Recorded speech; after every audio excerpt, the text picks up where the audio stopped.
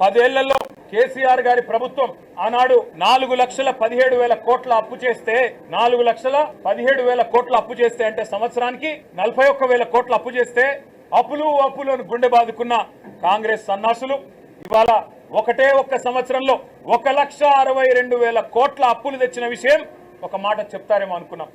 సరే, కేసీఆర్ ప్రభుత్వం కొత్తగా ఏర్పడ్డ తెలంగాణకు ఒక బలమైన పునాది వేయాలని బ్రహ్మాండమైన పథకాలు రైతులకు వ్యవసాయానికి మాత్రమే 10 ఏళ్లలో కేసీఆర్ ప్రభుత్వం ఖర్చు పెట్టింది దాదాపు 4.5 లక్షల కోట్లు.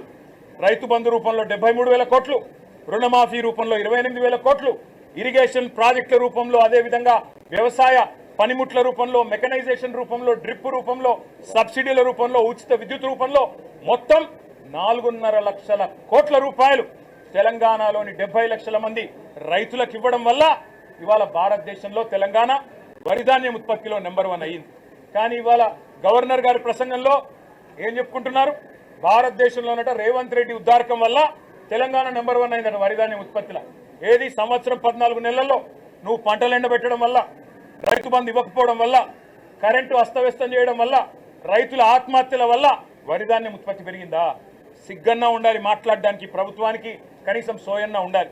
ఇవాళ లక్షల ఎకరాల్లో పంటలు ఎండిపోతుంటే కనీసం ఓదార్చడానికి ఒక మంత్రి దిక్కులేడు, కనీసం ఒక కాంగ్రెస్ ఎమ్మెల్యే లేడు.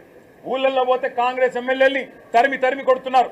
ఏది రైతు బంధు, ఏది రుణమాఫీ, ఎక్కడ దచ్చిండ్రు మీరంతా అని చెప్పి ఊళ్ళల్లో ఇవాళ తరిమి కొడుతున్న పరిస్థితులను దాచిపెట్టే ప్రయత్నం గవర్నర్ గారి ప్రసంగం ద్వారా చేసిన మాట.